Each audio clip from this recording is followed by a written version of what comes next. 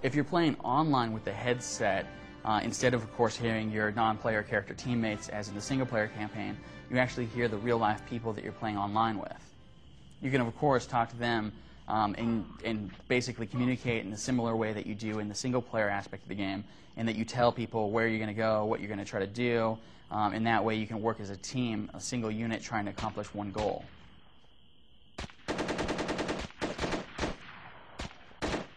Visually, Socom is a very impressive PlayStation 2 game. The character models, especially for your SEAL team and your specific character, are incredibly detailed.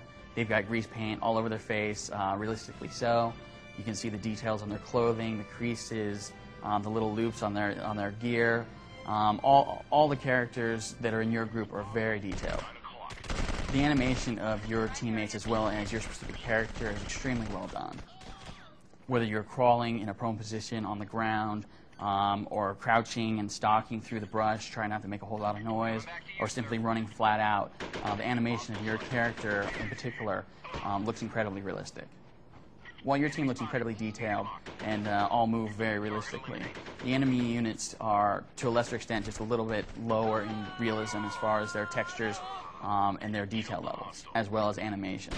The environments of the levels within Socom range from incredibly realistic-looking jungles with lots of foliage, uneven terrain with hills and even creeks to traverse, to rather sparse, very uninteresting levels.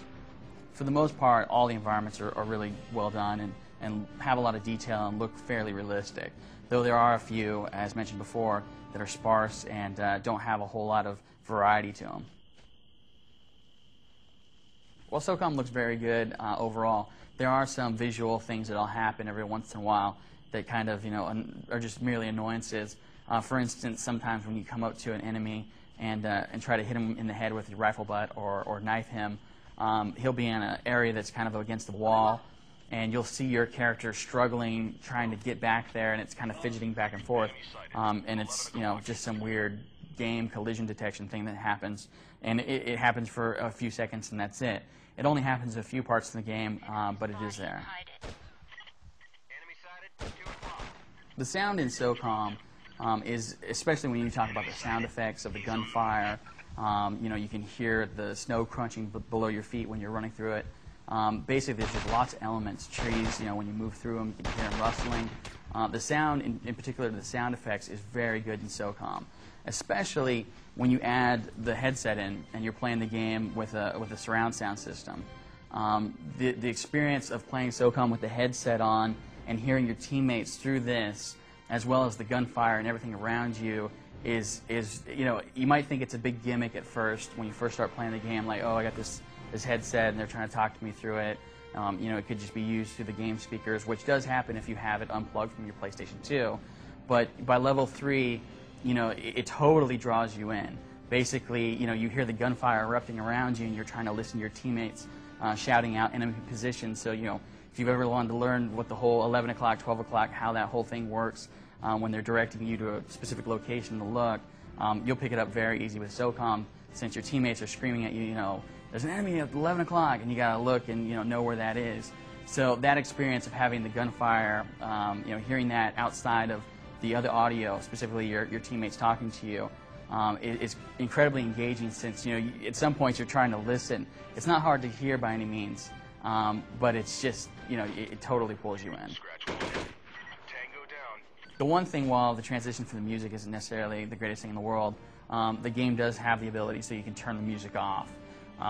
For those of you that enjoy the music, you can obviously leave it on and have it throughout the game.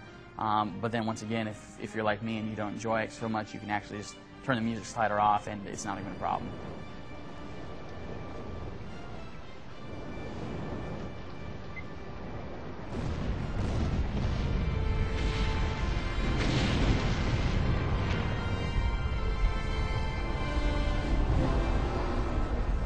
The AI in Socom ranges from extremely poor to situations where you're amazed at not only what the enemy will do, but also your teammates. For instance, you might come in a situation where there's a doorway that you haven't gone through and explored yet. You'll tell one of your teammates to go to your point on your crosshairs and to look at that area. he'll go over there and sometimes, sit down right in front of the open doorway where there's an enemy right behind him who just simply, shoots him and kills him. On the flip side, if you try that same scenario over, tell him to do the exact same thing, the second time he might actually look in the right direction so that he sees the enemy and fires and kills him instead. The enemy AI is the same way. Sometimes you'll come into a situation where you'll find 3 soldiers standing in a shack. They'll just be kind of standing there. You pull out your sniper rifle, zoom in from a long ways away, take out the first guy.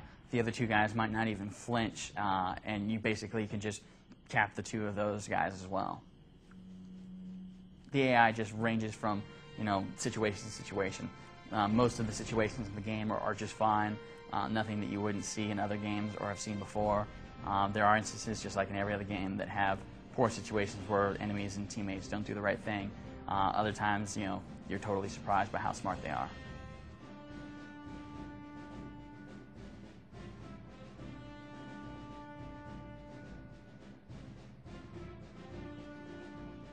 The first time through, it'll take you about 12 to 15 hours to get through.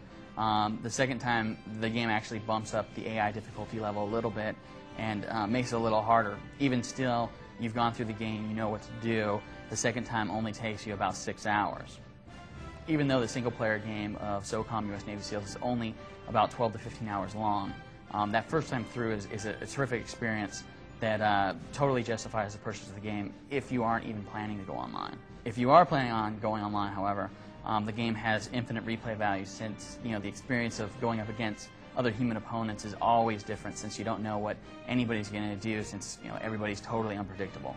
The online works very well, not just from a T1 connection but also a DSL modem. You totally can get in there and shoot people and the lag is not even that noticeable. It's a whole lot of fun and you should totally check it out.